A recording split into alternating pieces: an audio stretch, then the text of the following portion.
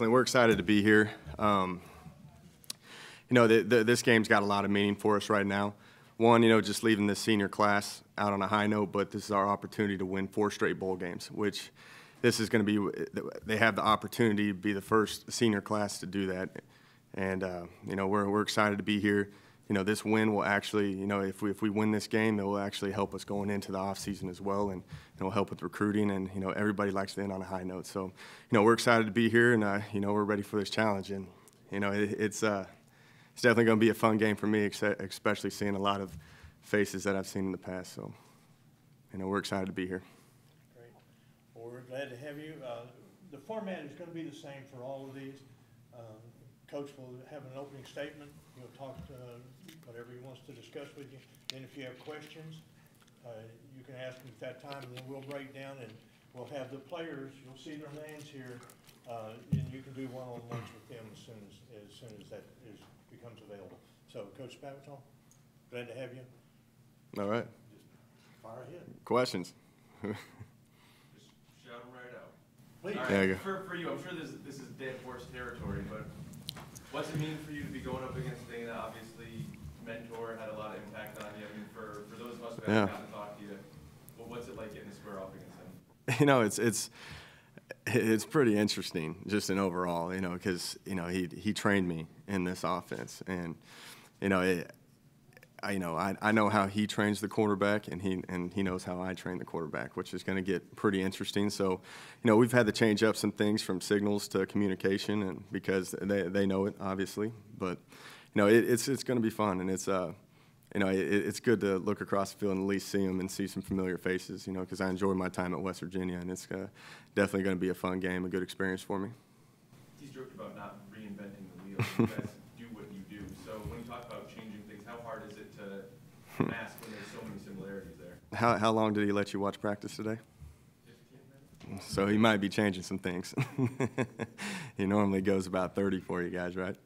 So, you can't go in and just completely change everything about what you're doing offensively or as a team in general. So, there's just going to be some little things that, you tweak here and there, but the overall philosophy of each team is going to be the same, and what they've had to what they've wrote out on the entire season, and what makes them have any success out there. So I wouldn't see too many changes. With the change in quarterbacks you guys had this year, are you still making adjustments to the different styles, and is it something that's still kind of a work in progress, especially through the line? Yeah, it's definitely is a work in progress. What we did in these bowl practices is we didn't start preparing for West Virginia until about 5-6 practices in, and it was mainly just to help with the development of these kids. We're a very young team. We don't lose, like if you look at our skill positions, we lose one guy. And, we spend a lot of time just going back to the basics and just getting down to coaching and making sure everybody's on the same page. So the development has been huge for these bowl practices, but, now we're on to West Virginia, and we're trying to put together the best game plan that we can possibly do for Kyle, and hopefully it fits to him and what he's comfortable with doing, especially against this 3-3 stack that Dana's running. How's his development? What are things you're happy with? What things you still got to master? Yeah, the thing that I'm impressed with him right now is his poise. He gets better each day with that. He'll sit, at the beginning, when he first got here in the spring, Kyle's only been here a year. He showed some panic at times because, it's a new system and it's a different speed. And, throughout the whole process of spring practice and fall camp and through these 5 starts that he's had, that you can tell that he's settled down and showed a lot of poise. I've also said that, the thing that's impressed me the most about him, too, is I don't put the vocal leadership role on these kids. I think that's naturally just going to happen, just throughout being the quarterback. And, after his first start, he was in there breaking the team down, and people are looking to him for encouragement right now. Going a step beyond that, how has Kenny been handling, being voted, going through these other practices? What do you see for him and his future at A&M? Kenny's been doing great. We repped him with the 1s and the 2s throughout the developmental practices that we had in the bowl prep. He's running with the 2s right now. He's got good energy. He's been great with Kyle. it's hard to explain because you guys don't get to see it as much, but the bond that those two have is pretty unique, which I've never had that before. Normally, when you have a quarterback competition, one wishes the other one not to have success, and it kind of turns out to have some bad karma in the room. But no, they've both been great to each other, and with Kenny moving on, just staying around and playing the course, he'll still have an opportunity to compete for the job. Jake, 2 years removed from your time in West Virginia, but how well do you know the defensive personnel to play extent? I know it pretty well. A lot of them were there when I was there. All their linebackers, majority of their defensive line. They brought in a couple defensive ends from the junior college ranks that, and it weren't there when I was there. Their safeties are the same, KJ Dillon and Carl Joseph. I recruited Daryl Worley, so I got a good relationship with him.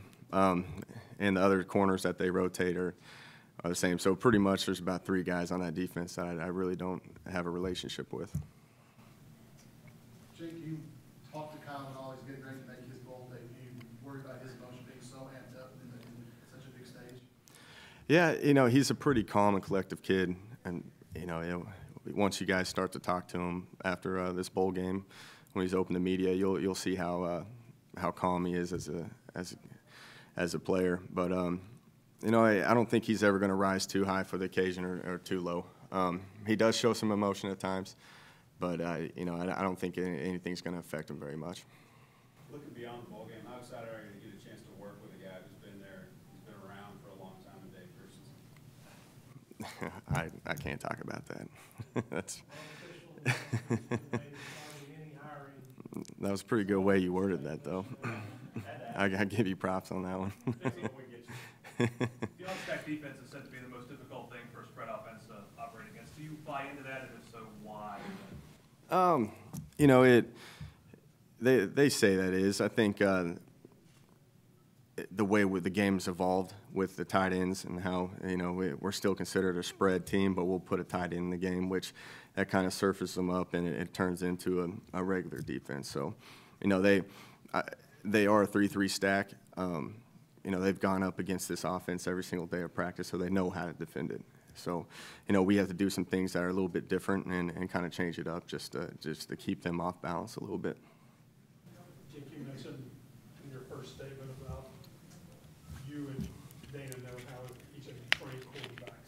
Is that the real familiarity key, because you're going to be able to share and he's going to be able to share what keys they're looking for, the things they're doing? Is that where the biggest familiarity is? Yeah, and both of these offenses are they're predicated off of the quarterback and how he operates it. So if you can cause confusion for the quarterback, then you can typically get the offense in some bad situations. So yeah, that's something that again, our defense goes up against this offense every day too. So they know what they need to do as well. So there's going to be some chess matches out there that will involve a lot of just games between each other, just to keep people thinking and moving, and maybe you can maybe just do something that is a little non-characteristic of what we've trained the quarterbacks in the past. So it is definitely going to be interesting to see how it plays out. Who's handling the line bowl game and who's handling the receivers? Right now I'm coaching the receivers. The receivers and the quarterbacks are all meeting together, and Coach McKinney is handling the offensive line with Chris Smith, who is one of our graduate assistants. So yeah, we're pretty short-handed right now. Biggest changes for you, biggest adjustments you as a staff have had to make? What are the things, where has it affected you? Yeah, obviously you're down in numbers. Luckily it's a bowl game, so you have a lot of practices, so I can get my point across to the quarterbacks, because you need to spend a lot of time with those quarterbacks, especially being young, and try to install the game plan. But right now I'm meeting with the receivers and the quarterbacks at the same time, so you got to hit the certain points to help the receivers out, and try to talk with the quarterback and do a lot more coaching and teaching throughout the course of the practices and stuff. But we're short. You would like to have as many coaches as you want to, but the thing is, it is a bowl game, so you have as many practices as you need to in preparation for it. So it's taken us a few more practices to get the point across, but it's all across now. How beneficial is these extra practices been to Kyle specifically? It's great. again, it just goes back to timing and just working on how the routes are supposed to be ran properly. And he can work with his footwork, and he can work on certain things with his timing. Kyle's got a pretty strong arm, and I train each quarterback differently. Because each kid is different. Kyle's got a lot stronger arm than Kenny, so Kyle can do a longer drop. Kenny will do a quicker drop. So, a lot of it just has to go back to the basics. We went straight through our installations, what we do in spring ball and fall camp, and we went back to it and just kept repping it until they kind of get back into the swing of things, because we did give them a week and a half off for finals, and, just let them heal up from the season. Were those adjustments because of your, the familiarity on both sides with the quarterbacks? How much did you have to kind of weigh in their experience level and what they think you want to make adjustments, but you also don't want to overload it? Right. No, that's been huge. I've had a lot of conversations with Kyle throughout practice and everything, asking him if this is too much. Do you like this? Do we need to cut this out? Just to make him as comfortable as possible, because you never want to put too much on a kid. And the thing about Kyle is he'll speak up and tell you if he doesn't like it. And and that just goes down to coaching. If he doesn't like it, then we need to cut it or change it. So it has been pretty difficult though at times. When Kevin hired you, I think he mentioned that there weren't a lot of people that know this offense like you and kind of the group that you've come out of. Mm-hmm. Was it obvious to you that you were going to have to leave Dana at some point to call your own plays and to kind of make the next step in your development? Yeah, I thought eventually I was going to do that. I love working for Dana. He's a fun guy to be around. I enjoyed my time, with him at Houston, Oklahoma State, and West Virginia, and I owe a lot to that man. There's not very many people that know this offense, so it's just my career got sped up a lot faster because of how much success this offense has had. And, in Cliff, it jumped to a head coaching job at a young age, and it put me an opportunity to come to the SEC and call plays, which, sounded great for me. And you guys were roommates at some points along the way? Any roommate stories you're willing to share? Oh, man, if you're a fly on the wall in that room. No. Dan was great. He took care of me. He treated me like a little brother. He always made sure that I had everything I needed. And, that's why I worked so hard for him. And, it was tough to leave him because he took such great care of me, but, he understood the move. How much are you going to miss Malcolm Kennedy's leadership after this game? It's going to be huge. I wish you could always recruit a guy like Malcolm. I've said that before. Man, he's been great for us. That was the emphasis that I said to the receiver room and the quarterback room, is that I want to leave Malcolm on, let him go on a high note because of what he's put into this university and what he means to this team. And, you hate to see him go, and, hopefully he finishes strong, and you wish that he can continue on this career to the next level, and just hopefully he'll have a lot of success there. But, we're definitely going to miss that leadership role. And, that's what off-season's about, and we got to start putting the pressure on these kids for them to step up and try to take that role over, because Malcolm's a great vocal leader, but he's also, he shows it too off the field, just with his work ethic and just how he practices. That's something that I'm going to miss with him too. Jake, what's it been like, you kept waiting to have you say during your line? Obviously, the kid's been around the game from the cradle, his Right. family history and all that. Man, it's been great. He's a very tough kid too. So he knows you must be tough to play that position, and at the same time, he with the whole bloodline, he's very intelligent. He can get us in the right calls, which we always say that the quarterback is the main deal. He's got to put us in the right place, but once he communicates the play to that center, the center's the guy that's got to lead the O-line in the right direction, and Mike's unbelievable at it. He can identify certain fronts, and he can make the right checks and the right points in the protection and the run game, which makes it very valuable. So, that center who, if you have a guy that has energy and he's intelligent and he's tough, that's one of the top centers that you'll have in this system. There's some kids put a lot of pressure on themselves when they're relatives who've done great things in the game. Right. It sounds like it's only spurred him on. Yeah, it has. It has spurred him along a lot. And we're fortunate to have that.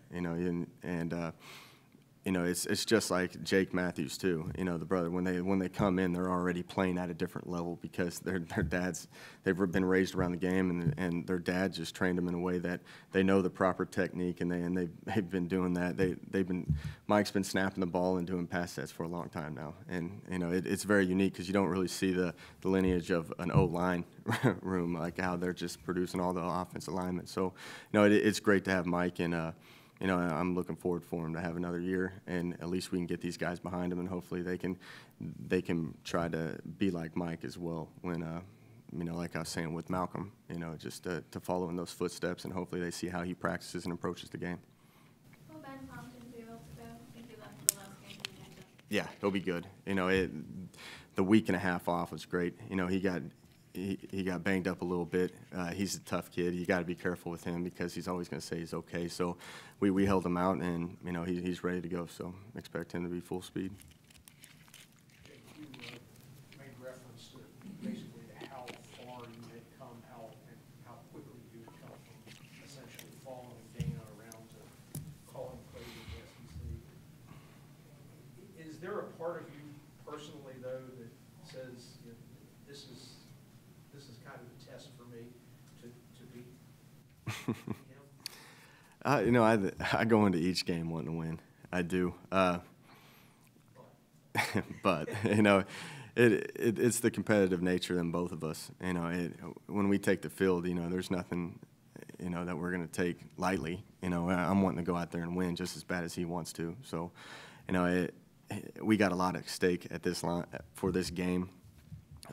Just from what I was saying, just the momentum boosting into the offseason and leaving these seniors on a high note in 4 bowl games, winning. That's a lot, and that has a lot of importance to us. But yeah, there's a lot of personal stuff between me and Dana, but it's really not about us. It's more about getting these seniors out on the right note. Any side bets? Yeah, there'll be plenty of side bets. Have you ever faced the challenge where you guys are so short-staffed on the offense, so you're basically coaching 2 positions? Have you ever faced anything like this? No, I haven't. I haven't faced this one before. Yeah, it's the situation at hand, and you just got to make the best of it. And we're short of staff, but that kind of comes down to the kids that we have as the vocal leaders, like your Malcolm Kennedy. Like Malcolm will take the receivers at times during the practice with the GAs and go out there and work with them as well. So, you gotta rely on the senior leadership and our vocal leaders at the same time, try to keep it all together, which we've done a pretty good job of that right now. How much coaching do you have to do for an offensive line that is as experienced as yours is at this point? How much coaching? Yeah, you were saying you're doing the offensive line coaching too, but you've got a lot of guys that have played a lot. Well, Coach McKinney and Chris Smith, our offensive GI, those two are the guys that have done it. Now, I'm saying my first job with Dana was in the offensive line room. That he put me in there because he thought that was the best thing for it. Schematically, I know where they need to go, and who they need to block, But you get me out there and try to do O-line one-on-one drills with Cedric Aboye, it just doesn't make too much sense, So, you got Chris Smith out there, and he's leading them in the right direction and doing individual and technique stuff. But with the run game stuff, me and Coach McKinney sat down and we figured out what's going to put us in the best spot. I guess what I just asked, it seems like it's guys like Mike, who's been playing for so long. Right. It seems like those Yeah, and I'm saying they're trained now. Yeah, they're trained, and they know what to expect, and they got a lot of pride. That's one of our more experienced rooms, and you really don't have to worry too much about that room because they'll go in there and they'll handle it. And if they screw it up out in practice, they'll yell for a reload, and that happened a few times a day. And they discuss it and they work it all out, and they take a lot of pride in it. What was your reaction to Clint Trickett announcing he was going to play more time with coaching? I actually knew about that a little while ago because Dana was telling me about that would have happened before we were announced in the bowl game. So, you hate to see that for the kid, but he's got a coaching background as well, and from I haven't been around him at all, but just from what I've heard, he's going to have a great career in the coaching world. So, I hate to see it for him, being his last game. What could a big game, Jay, do for Ricky moving forward? I think it's huge. I think Ricky has had great practices lately, and he's taking a lot of pride in it. He's out there working, and then he's trying to get better. And again, he's a young receiver. You know, this is his first year of playing receiver, and you know, it's been great for him. And this is going to be a big game to gain that confidence leading into the off season, and hopefully it can turn him into one of those more vocal leaders for us, because you know we're going to need some guys to step up with Malcolm gone. From an incredible high in the first month. I mean, almost couldn't get any better the first 5 games. Then you take a month worth, almost a month of gut shots. Keeping this group together, keeping it moving forward, what's been the toughest challenge? Yeah, it's been an up and down year. You know, you win 5, you lose 3, then you know you beat Auburn on the road, which brings us back up, and then we lose to Missouri and LSU. So we've had a lot of headbutts. Let's just say that. You know, we get in there behind closed doors and we try to iron some things out. But again, like I'm saying, it's a young team and they know what they're capable of, and it's just bringing that consistency, you know, week in, week out, and that's something that we're going to keep working on. And you know, again, talking about these bowl practices, that's been great for us because we went back to the basics and we went back to coaching and really emphasizing on what they need to get better. So again, you know, you want to bring back consistency, and that's something that we're going to even put more of an emphasis on in the spring. What did you emphasize to Kyle? For this bowl prep? You were saying, you know, you were emphasizing to some of the young guys what they need to do.